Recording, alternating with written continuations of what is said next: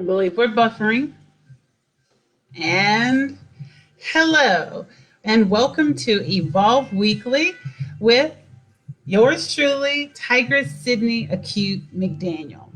I want to start off with my affirmation because this will be a jam packed session on the topic that we have had to postpone due to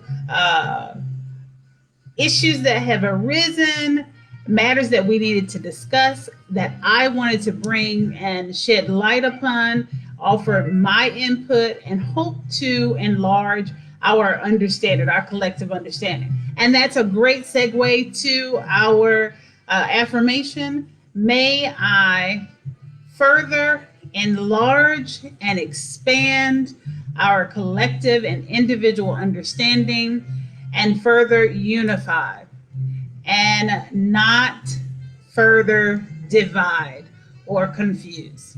All right, so we're going to begin by discussing the what. If you're watching now, please, this is the time. I do not wish for this to be a one-woman show. As I have repeatedly stated, I am very much so committed to an interactive, highly, hyper, in fact, interactive medium. And I want you to engage me the way that I am attempting to engage you. This wonderful thing called the internet and social media allows for us to do that, especially during a pandemic.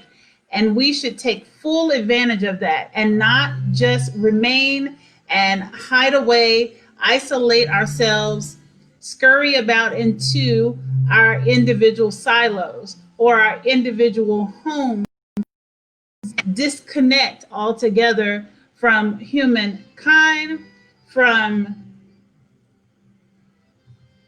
a collective evolution during this time, a collective growth, a collective awakening and enlightenment of matters that maybe were not at the forefront of your everyday thinking, maybe not even at the forefront of your daily or weekly or yearly or lifelong priorities. And now you see, along with us all, that they are indeed priorities and that we need a more perfect union more than ever. So, what is a more perfect union? Foremost, it is a ideology set forth in what would now be considered constitutional law, which is effectually statutory law. What I'll do is I will provide a copy or a link there too. Let's see here.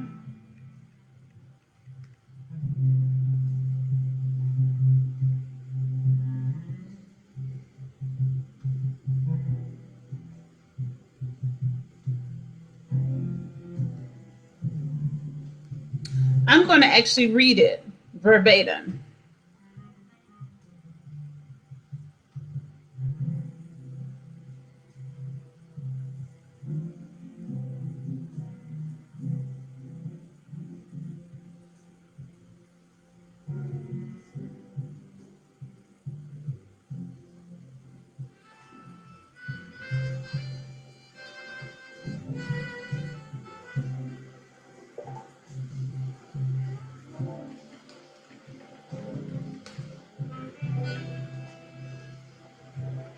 I'm going to read it from archives.gov in an effort to maintain transparency and accuracy and authenticity. We, the people of the United States, in order to form a more perfect union, establish justice, ensure domestic tranquility, provide for the common defense, promote the general welfare, and secure the blessings of liberty to ourselves and our posterity. do ordain and establish this Constitution for the United States of America. Okay. Now, of course, then it goes into our articles and amendments, and it's rather in depth. And I have challenged you and edified, and I hope you receive it well, that not only is it a legal requirement that you are at least knowledgeable or have been provided notice and opportunity to be informed of the law. Because again, as I have stated many times in these sessions over the course of the time that we have begun Evolve Weekly, ignorance is no defense to the law. So I hope that you receive it well as an edification, not an edification from someone above you seeking to teach you in some manner, in a condescending manner, if you will, as opposed to sharing information that I have obtained through my experiences. Please believe me, please believe me that my full intention in pursuing my education and my career experiences, albeit entrepreneurial or academic, were all intentionally for this very purpose: to share everything freely that I know. Not freely as it relates to monetary cost, because there is always a monetary cost associated with growth and enlightenment. Not monetary in the scope of the colloquialism or the saying that we know that money is the root of all evil, not commercialization. However, your time, your commitment, purchasing books, albeit physical or digital copies of that, pursuing your own education, albeit continued learning, and an adult form of education that does not require you to attend a formal institution, or that higher learning, that cost, the tuition, certification, life coach certification, any type of certification, anything that would enliven and afford you empowerment in your life toward enlightenment. There's always a cost, if but only minimal. Please understand that. So when I say give it to you freely in this platform through running for political leadership positions, please, I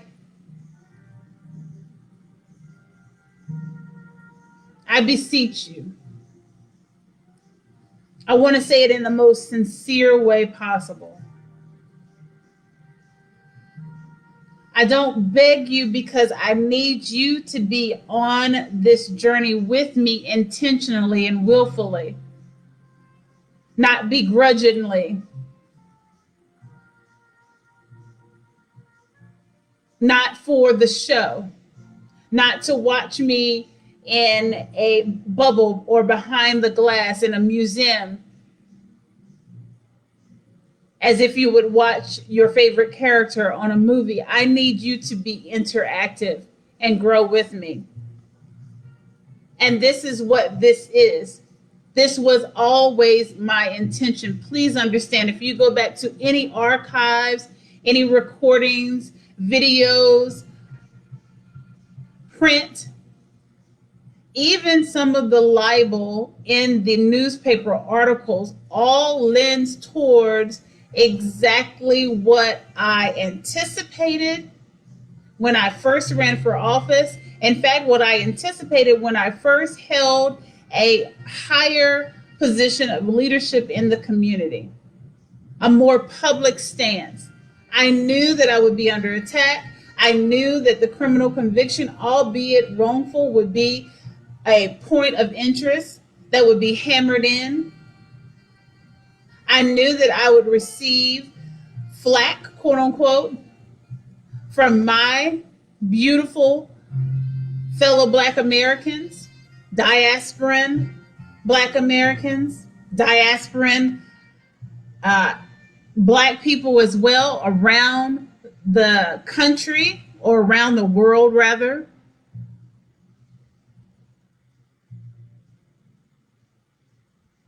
I knew that my gender would be at issue. I knew that once I revealed that I am of Haitian and of Native American descent, that may come to the forefront as an issue. And I'm saying this because I've always been an observer. You do see me talk a lot now. And I've not ever shied away from the limelight, if you will, or the podium, or being at the front. I was trained for this, not in the scope of being reared in a politically elite family, because that's not what I came from. I came from instead a community-based, community-driven family. And there's a difference. There's a huge difference. Elitism is not what we do. And so I was trained to be humble and yet confident. I was trained to, and I'm sorry about the light, I'm not really sure what's going on here.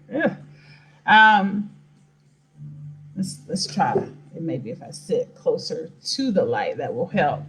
I was trained for responsibility. If you've ever taken a class with me, then you know that I begin my syllabus and my introduction with this very, very piercing and undeniable truth. Leadership is much more about responsibility than authority. I have been trained to be responsible. I have taken that training and I have incorporated it into my daily exercise, physical, mental, and spiritual. And it brings us here today. So that's why I humbly and confidently beseech you. And you have to see the sincerity, because in this the last live and this one, I have stumbled across my words more than I have ever in my entire life. In fact, most of you know me not to be the type of person, but I want to reach you so badly. I want to engage so, and I shouldn't say so badly, let's change that word. I want to engage with you so positively, so impactfully,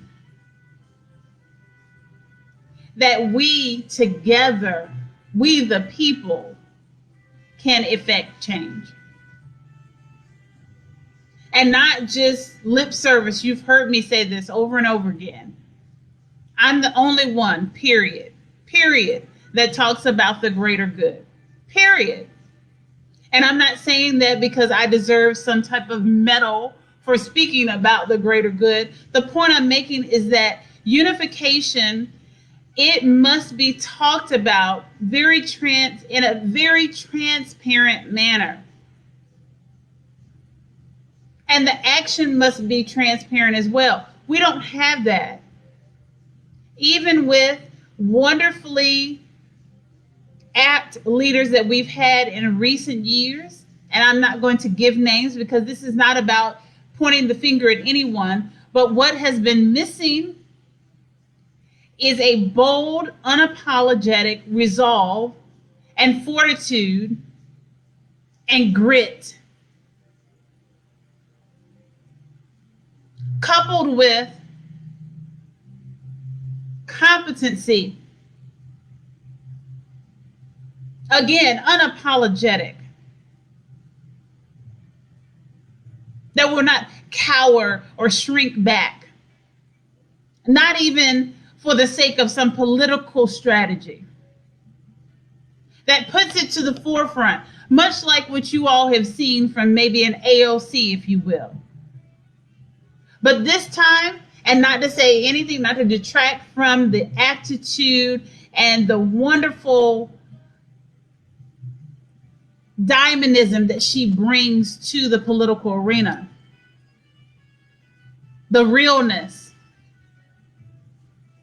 the straightforward, unapologetic, and still yet sophisticated resolve that these things, even though she may not be well versed in law, she knows that this can change, and this is what is about: a more perfect union.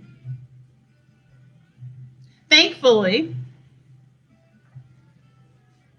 inherent to the law is interpretation.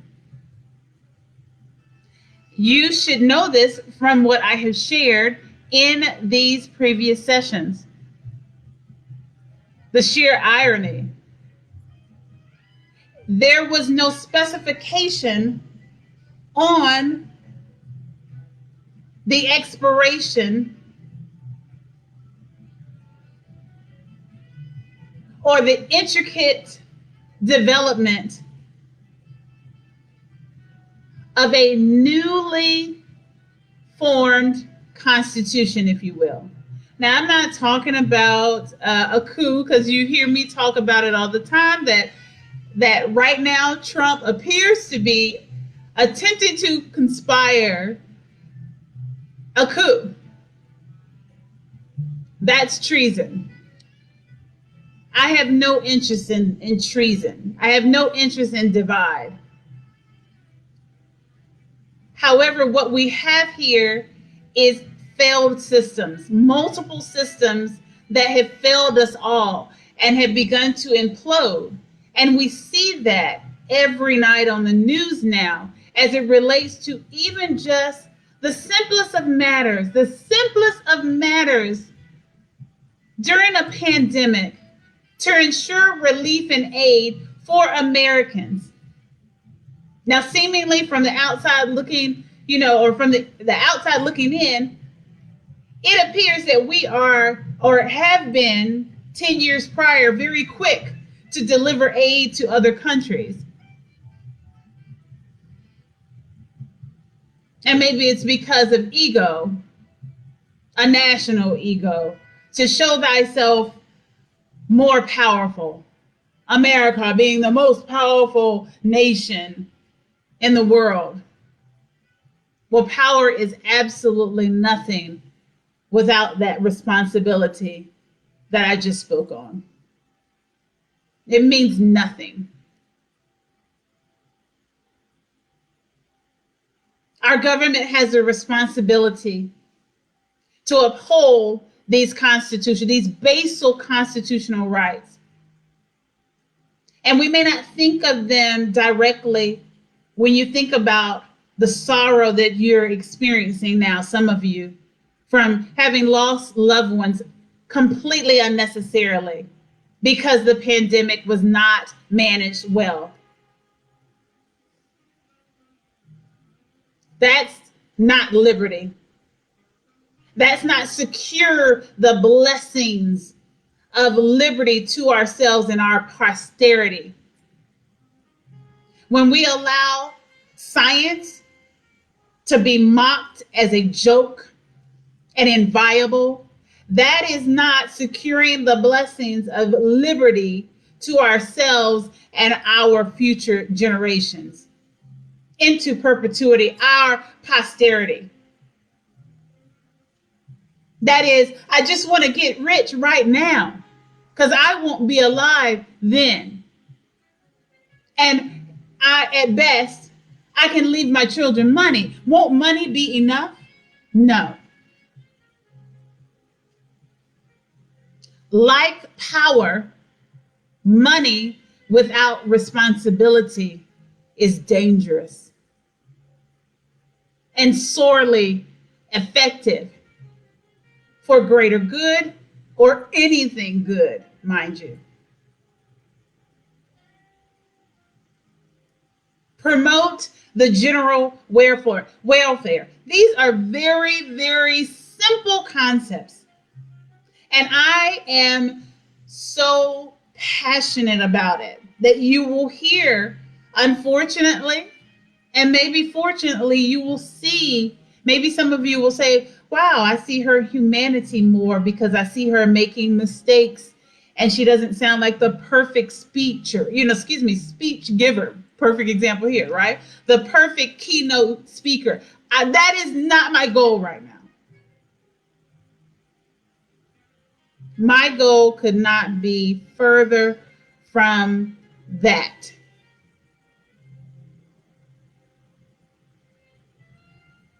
You see, we don't have anything even remotely near a perfect union.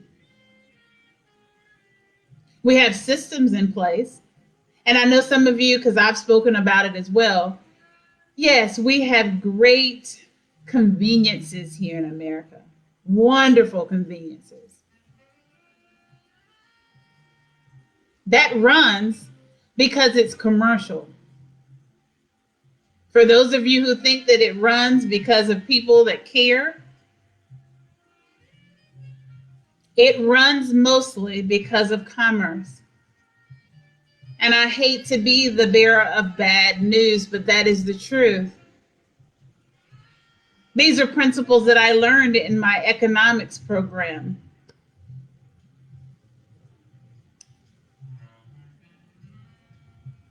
Free hand, invisible hand economic theory. Throw money back into the market, throw it back into the consumers, and it will keep our commercial facade going. So it looks as though everything is well. This is why I told you about 3 months ago when all of a sudden there were individuals who were sharing with you that somehow the economy was doing well. And I said, well, what in the world are they talking about?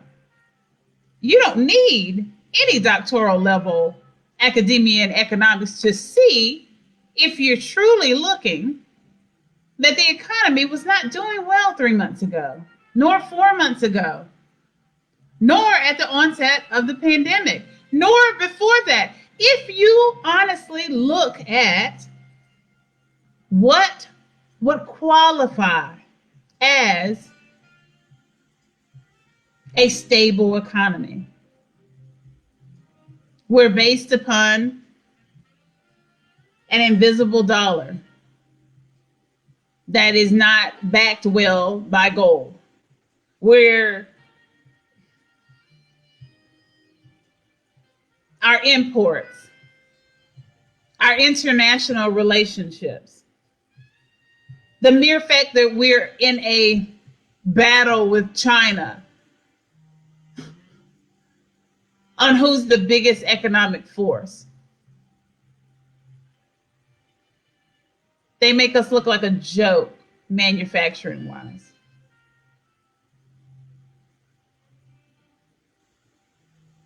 We have chosen consumption over responsibility. We need a more perfect union. General welfare, just in case you were not clear on it, it is equivalent to greater good. That's what it means.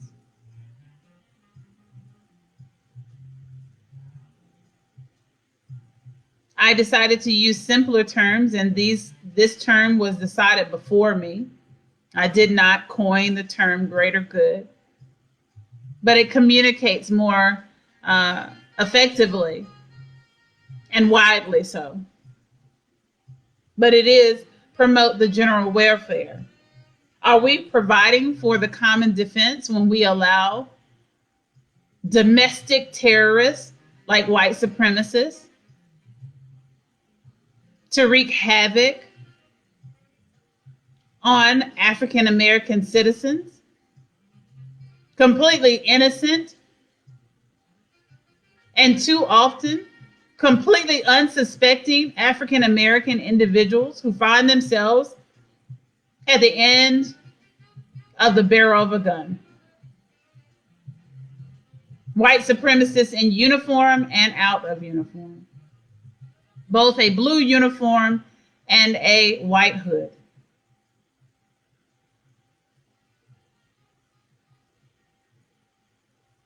We don't intend nor want to be militant. Speaking of Black America, we want to call a truce, much like you have called, and when I say you, I'm speaking of colonialists and their ancestors, if you will, like you have proposed this truce to Native Americans. All of these treaties that you have broken, and I have stated this over and over again, you break your promises, and yet we are bound as American citizens, and we see this, and we don't want to see this. And this is not your country alone. This country belongs to us, albeit and completely despite the fact that maybe, yes, in the beginning, this Constitution did not include individuals that look like me as citizens. But you best believe that it does, and it has for quite some time, and it shall include me and other beautiful, diverse ethnic groups as well.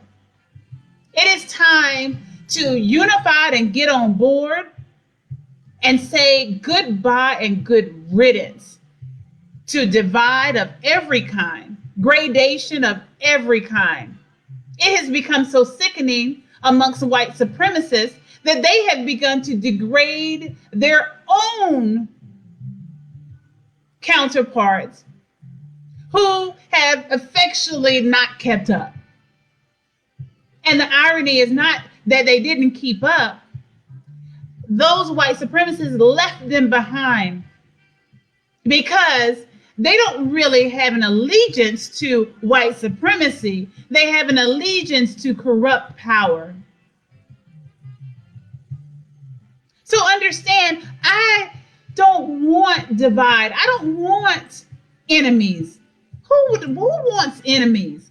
In this life, we have so many obstacles that we must handle. So who would want enemies? No one wants enemies.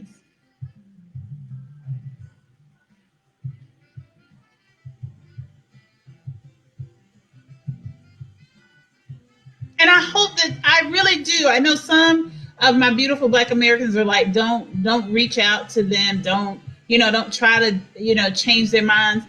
I'm not actively, you will not see me driving up to a white supremacist meeting. I'm not doing it. I'm not out of my mind. I'm not doing that.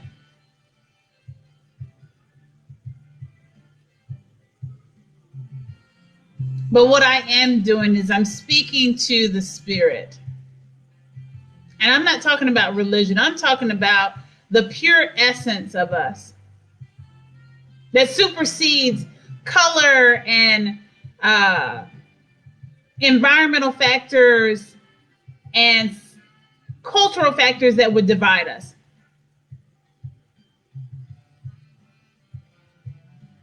And I'm redirecting you, white supremacists, everyone.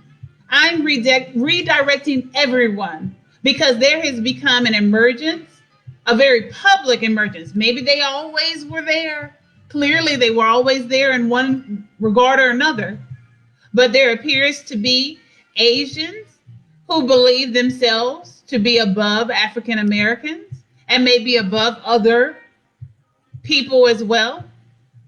It appears that in every ethnic group, there is a significant group of people sector that believes themselves to be above either the same individuals in their group and those who are not in their ethnic group, or at the very least, just above everyone for whatever reason, for some purported religious right, purported hierarchy and lineage to biblical times that have been completely muddied, and we have no real clarity if we admit it to ourselves on whether this royal lineage came from only Egypt or only Sweden or only a Caucasian Aryan race, or it came from the stars.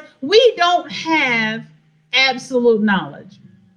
I know some of you maybe get upset about that. We don't know if the only royal lineage comes from Africa. We do know scientifically that it is the hub, the beginning of life, the Genesis.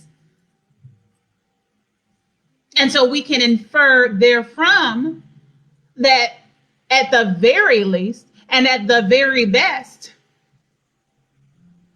Africans, which would include myself and diasporan individuals all throughout the world who were scattered about at the hands of deplorable colonialists, who sought to enslave and to use their power irresponsibly. I'm redirecting you all back to, and I'm going to read it one more time because that's our what. And then we're going to get into our when. We're going to keep on going here. Stick with me. I'm lovingly beseeching you. So I don't want you to hear fussing. I don't want you to hear she's saying stuff and she's being negative, so I want to turn this off. We have had our affirmation. I want you to listen with your spirit, because your spirit is not telling you to degrade another race or to create another race psychologically and then put them beneath you. It's not.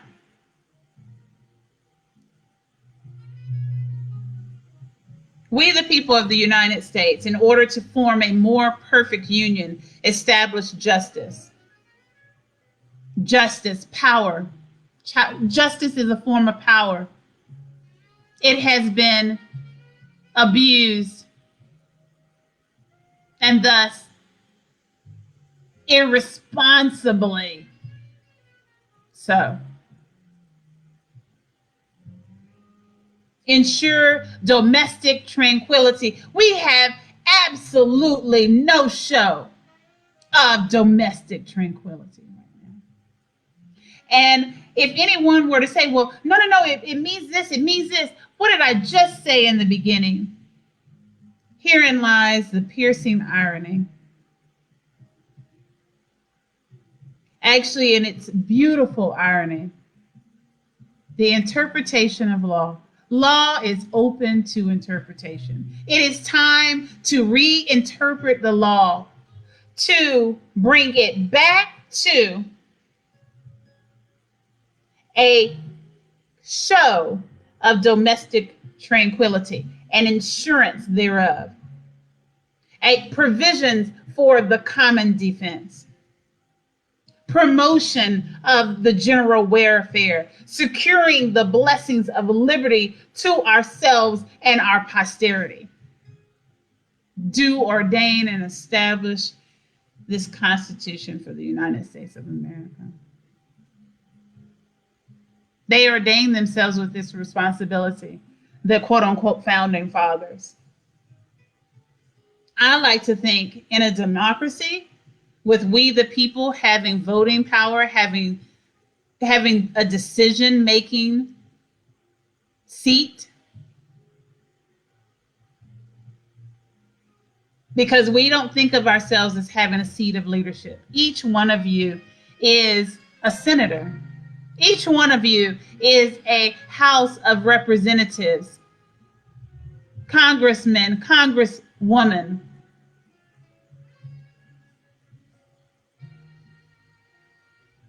Each one of you is chief of the EPA. Each one of you is Secretary of State. Each one of you is Attorney General. Each one of you is a state prosecutor.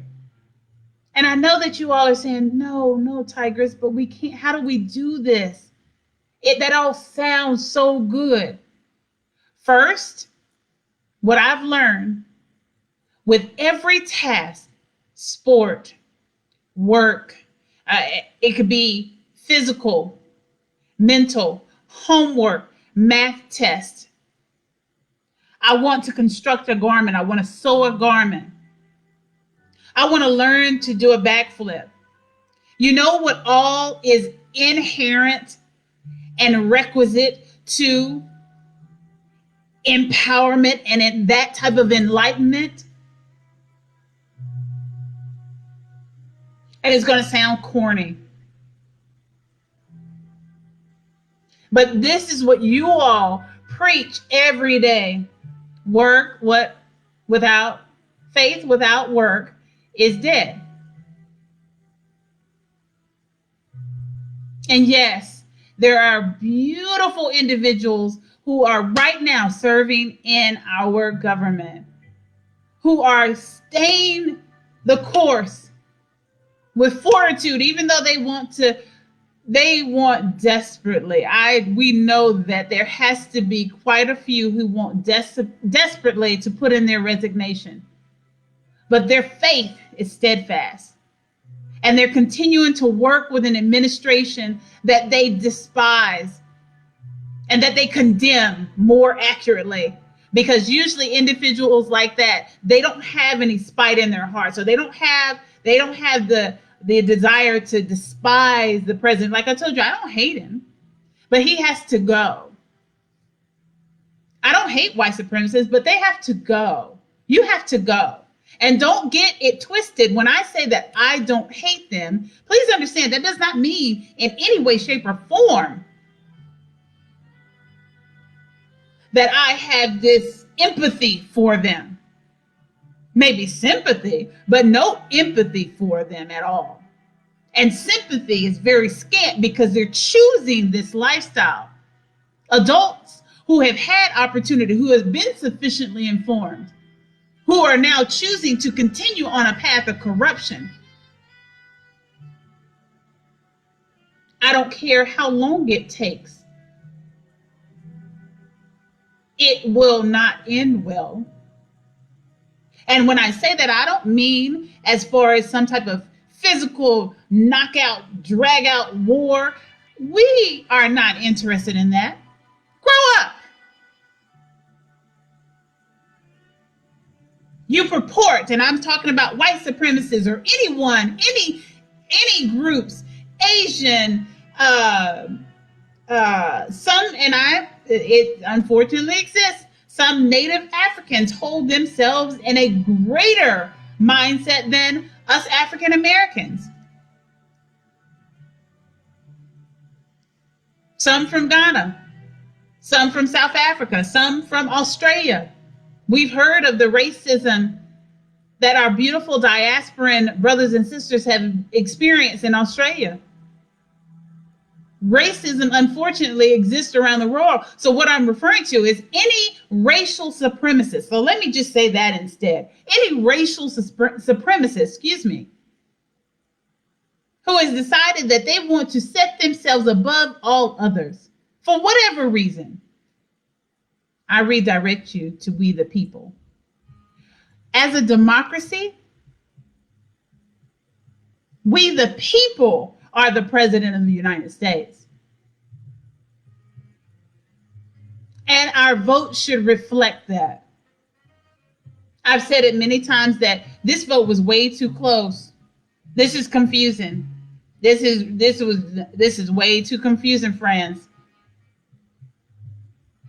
It should have been more like one vote to 330 million votes. Or excuse me, it should have been 1 million, because what do we have? 331 million people supposedly here in the United States. Don't know if all of them are registered to vote. They should be. I know you don't want to be required to vote, but it is an inherent right in this Constitution. That's your stock. Some of you are trying to buy stock in Apple. Our stock is this Constitution. Because your money will still mean absolutely nothing if they don't like your skin color, or they don't like your gender, or they don't like your sexual preference, or they don't like the fact that you wear your hair long, or they don't like the fact that you are outspoken, or they don't like the fact that you don't have a degree. Do you understand my point here? Please, I beseech you to recognize your power. You are in control. We collectively are in control, and we can make sure that we have a more perfect union. We establish justice as it should be, not as it is, and at the will of the majority, the bully majority that terrorizes really good, ethically driven judges who feel like their hands are tied because of the political arena in that world. They have to have so many convictions so that their peers don't ostracize them. Because you realize that once you become ostracized in that type of arena and you want to affect binding change, the binding change, as I have suggested to you over and over again, it comes at the federal level because that is our prevailing law. And if they can't get up those ladders, a lot of you are looking at them, oh, they think they're the this, and they're elite. No, they're still people. They're individuals. They are so, please understand me. I've been in the political arena now for, good gracious, directly for 7 years. Indirectly, meaning that I have assisted every effort any politician or community leader would allow me to for at least 2 decades of my life. And I'm 44. Actually more, because I started this with every chancellor at the North Carolina A&T State University and other universities for which I was enrolled as a student. I made it my business because it was my business. I was paying tuition. I'm a student. I have a vested interest here. You need to do the same thing with this Constitution. We have a vested interest.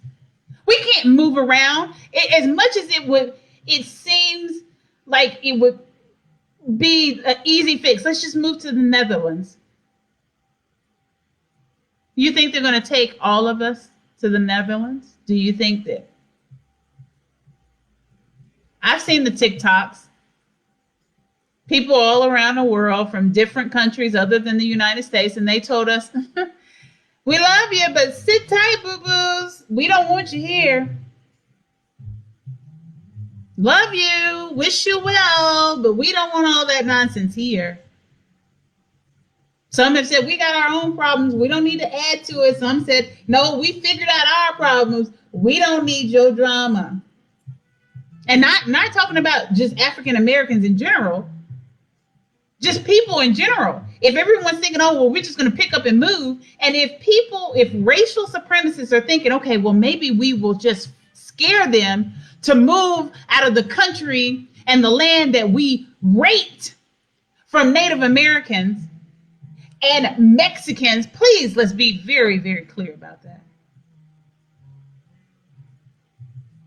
And we're going to make them go away and forget all about them. And then it's just going to be one big, beautiful white America. Come on, friends. Are you serious? You can't be serious. You can't be serious. It's a ridiculous notion. We have to stop this. We have to stop this. So clearly the win is now. The win was 20 years ago, 30 years ago. And if you'll look at my logo, I'm not going to. I'm trying to think because the editing becomes so burdensome on a Sunday, and I choose the Sunday because I want it to be a less formal setting, and that's why you saw it on my face, like, oh, I don't feel like editing anything. I do a lot of editing for, excuse me, for my for-profit business, that of mine and my son's, and so it's like, oh, it's just a lot. And especially when you want to do it the right way. So I get into editing a video, and then all of a sudden I'm in there for an hour. I don't want to do that. We've got some tasks that we're working on today, and that's not going to work out well. But I please encourage you to take a look on my page. The logo is right there front and center. I've actually developed, or not developed, if you will, but I've gone ahead and put my logo on merch. And if you look at the logo, it shows that we've gone the wrong way for quite some time. And then we had some incremental growth, but then there was equal pushback. So it brought us almost back to square one. And then there was more growth. There was pushback with fortitude, with the force of love, with the force of truth, with the force of justice. Then there was a little bit of pushback. And then you see that we are moving forward. And that is what I want this logo to enliven in you all. No more pushback. Stand your ground. It doesn't mean that we have to take up arms. I'm hopeful that we don't have to take up arms. I don't want to see us taking up arms. I feel like that's just ridiculous. And that's not going to solve any of our issues. Because if fighting is going to be our way to resolve issues, then we're completely lost. As a complete mankind, we're lost. Because it is not a viable way to handle resolution. There will always be someone to come back for vengeance. Whoever's the loser.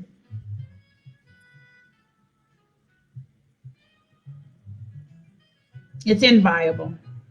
So the win is now. The win is now. The why, I've explained why. Again, the piercing irony is that the law is written, and inherent to it is interpretation of the law. So do not allow anyone, not even a licensed attorney, not even the best of judges, tell you that the words in this Constitution are somehow finite in their enlargement, or finite meaning that established justice just means whatever they say it means. No, come on, think about that. Look at it. Look at how laws have been ratified. Ratified, we've gone over that word. Think of them as a scaffolding, right? Or think of them like Legos. And I'm not trying to be insult anyone's intelligence, but it's a wonderful demonstration. I've even used it when consulting for firms, energy firms, that didn't really understand the idea of interdisciplinary approaches to waste management. Like with architecture and environmental sustainability, sponge parks. Some of you have heard me mention these things. Look them up.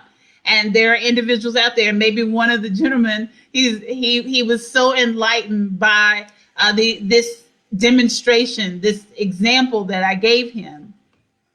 It really broke it down for him. And I didn't know his exact age, but he definitely looked like my peer. He looked like he was my age.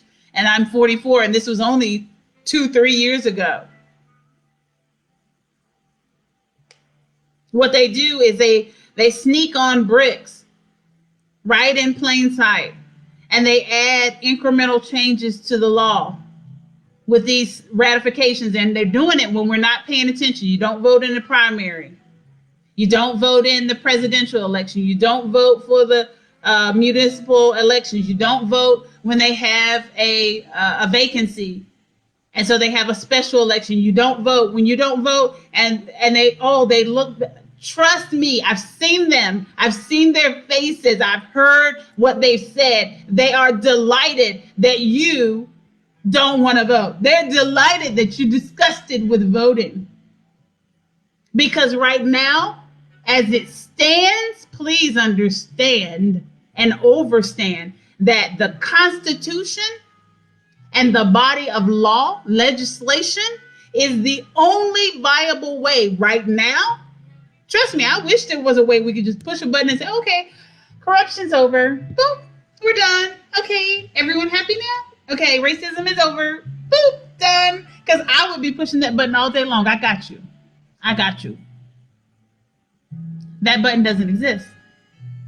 And if it does, it is buried under legislation.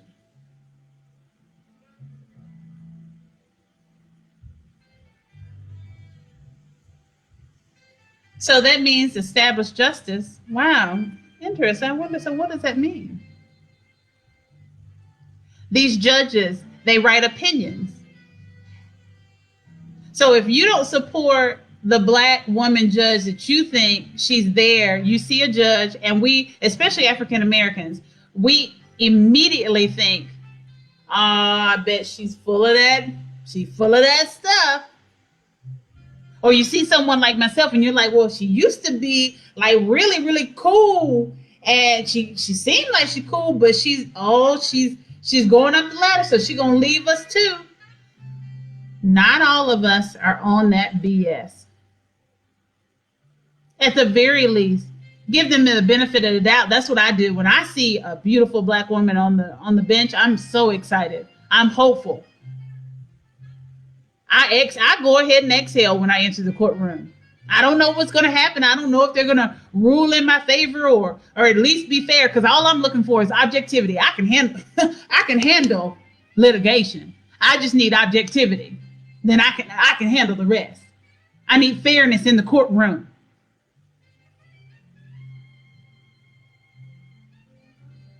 But they get to write those opinions, which translate into the interpretation of the law, how we are going to understand, how it will be understood to everyone. It's like they are the writers of the dictionary for law, for justice.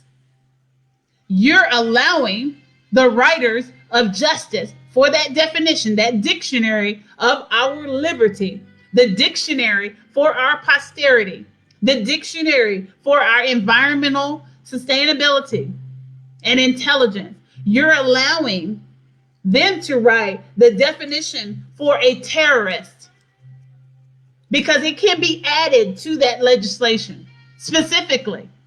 Even this word NIGGR, which I do not like to hear my beautiful Black people use that word, even amongst ourselves. I understand completely. I rock hard with you into life more abundantly. And I understand fully that you wish to take that word from its negative origin and change it, transform it into something positive. Well, it still has no real positive connotation. Especially when behind us, as you think you're dapping up your homeboy or your homegirl, and you're like, yeah, what's up now? Yeah. That's why you only ever see me use like nuck if you buck, like nucka, but you won't ever see me, and that's very limited. And ironically enough, you've seen me use that word more aptly for the definition of that word. Like I've called Trump a nigger because the word means fool.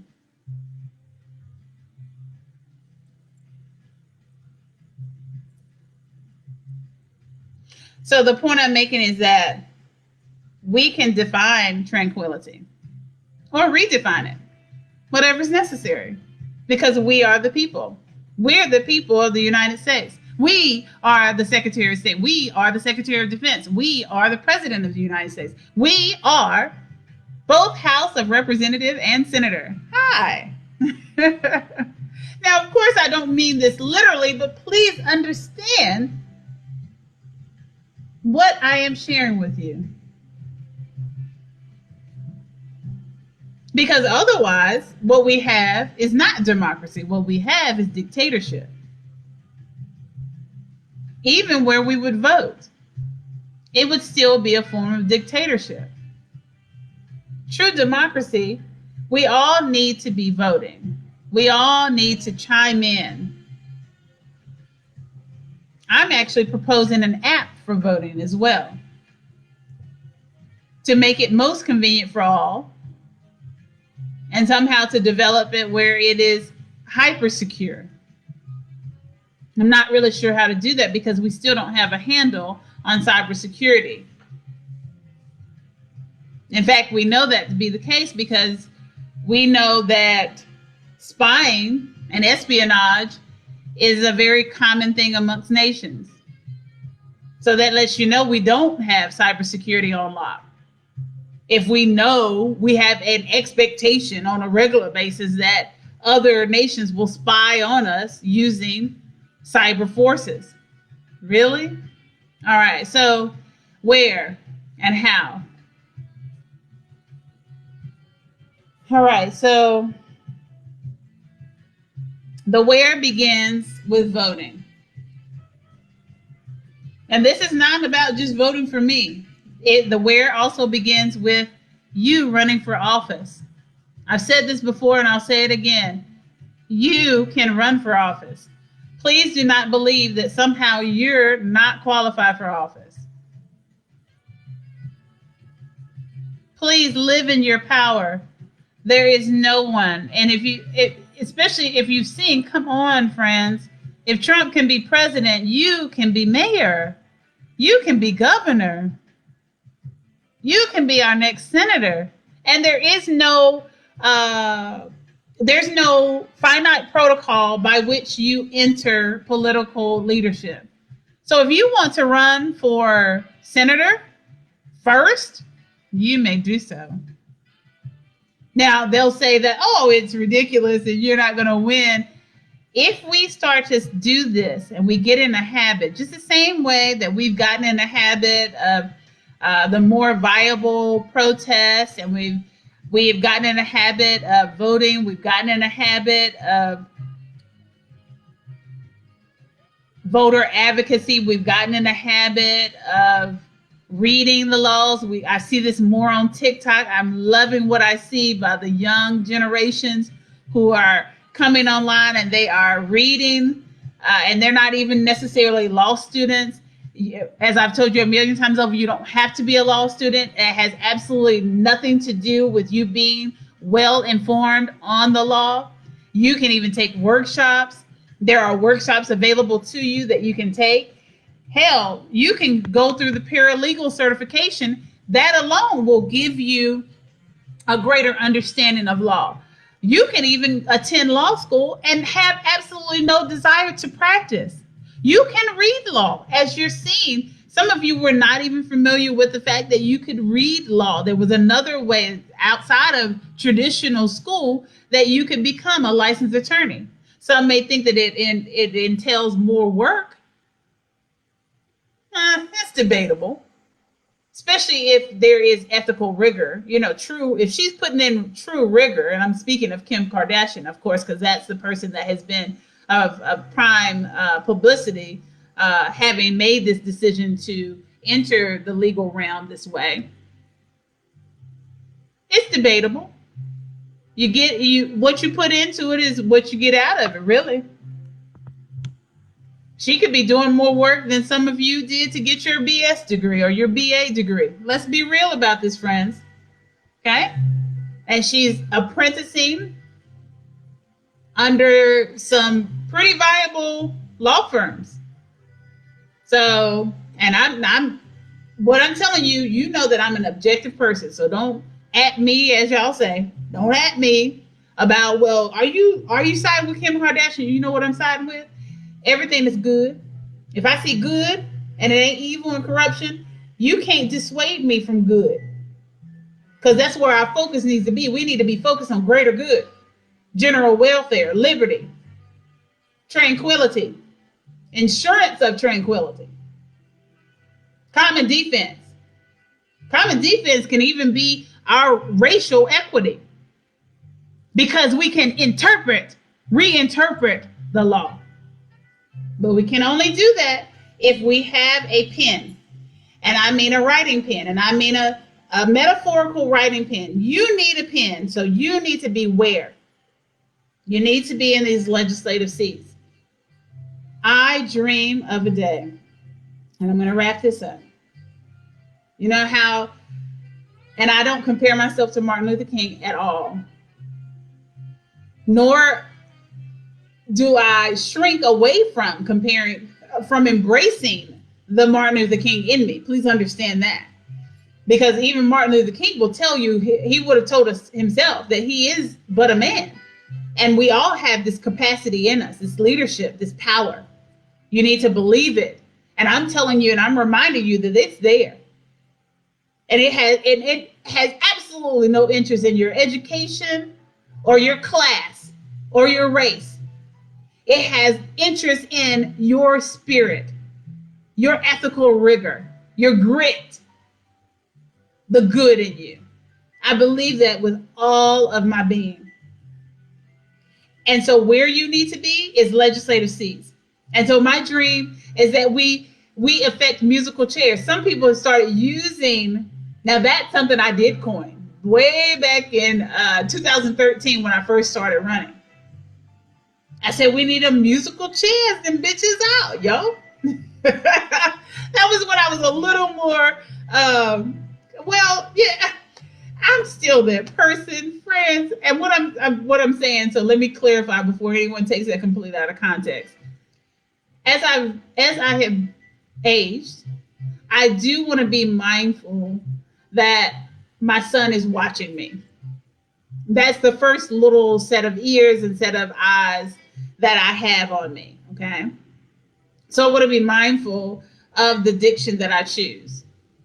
But again, I will not shrink in any way, shape, or form from my true self.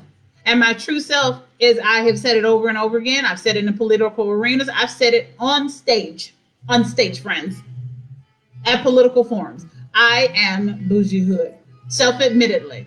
I believe that is the best way to describe me. And of course, there's many, many layers. And I mean that seriously and playfully. So what I would say, though, is my dream is musical chairs, that we play the music, you know, fat lady singing. And I'm so sorry to use that stereotype.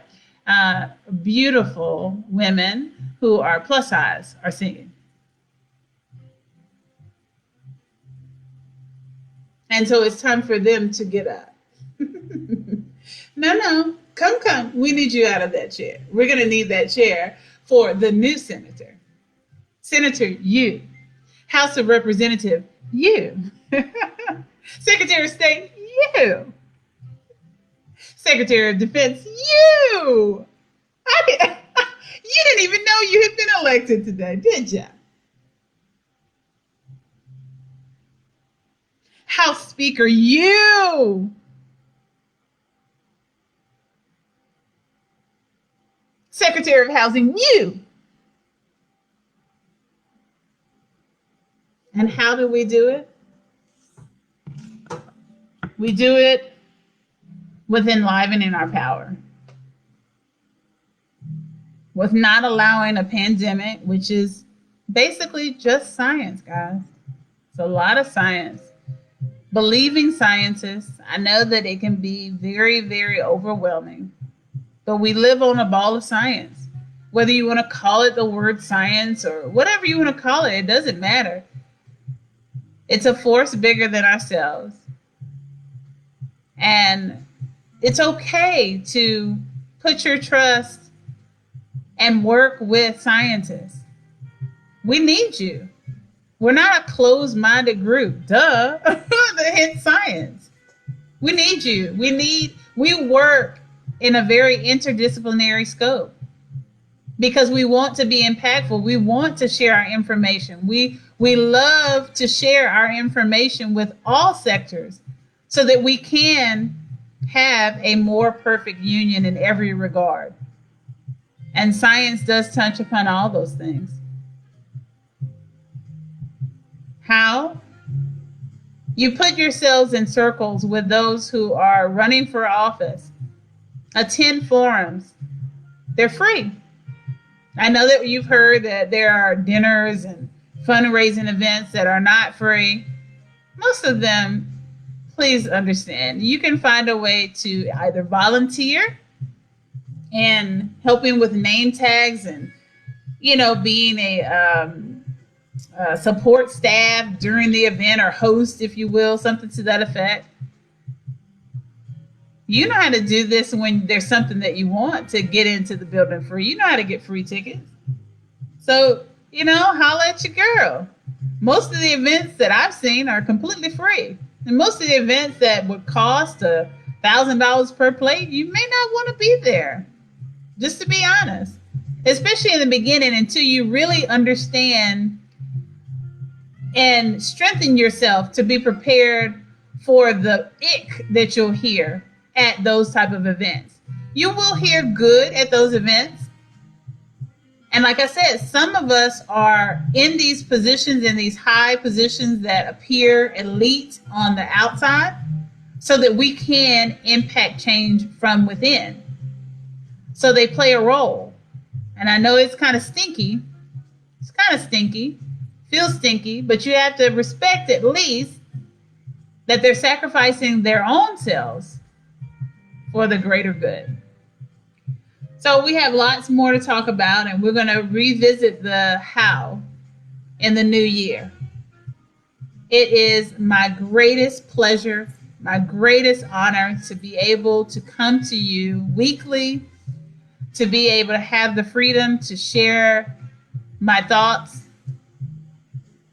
to be able to share my heart, and share all that I have learned in my experiences, both academic and professional and personal.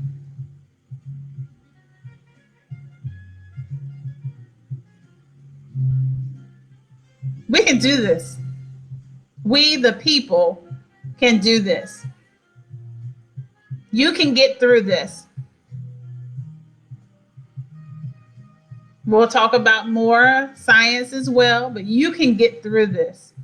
Don't be easily angered by lack of money. You still have everything you need.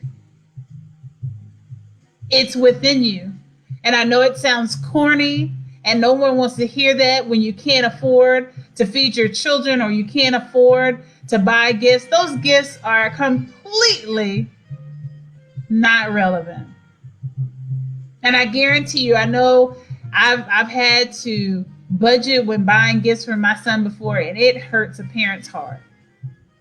But believe me, those children, our children, they're a lot more durable than we think.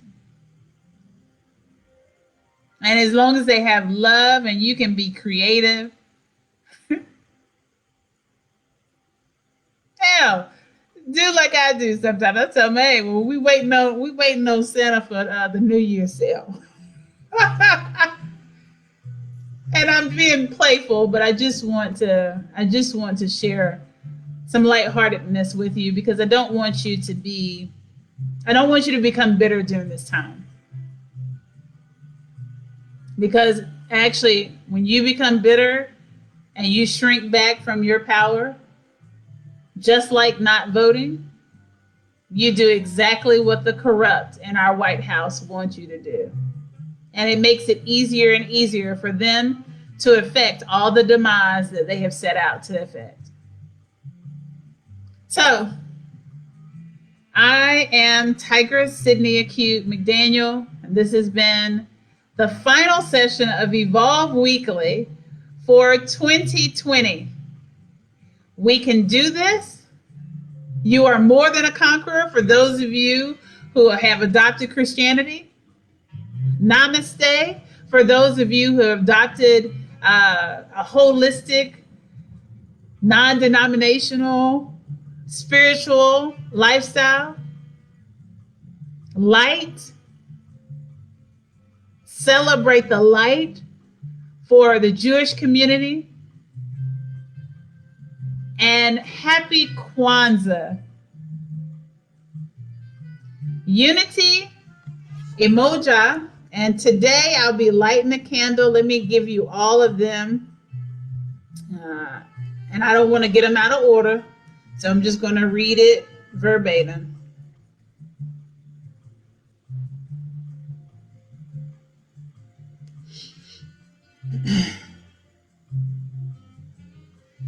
So we have emoja, unity.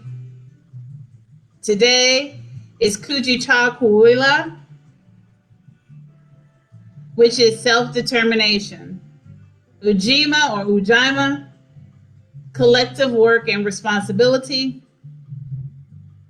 Ujama, cooperative economics, or group economics, as you've heard, especially here in recent news. Nia, which means purpose. Kuumba, creativity. And Imani for faith. These are wonderful principles as it relates to even those basic constitutional rights that I've read in the opening statements of our Constitution. And it is our Constitution. It belongs to we the people. So today, if you are celebrating Kwanzaa, then celebrate self-determination with me and my family and light a candle.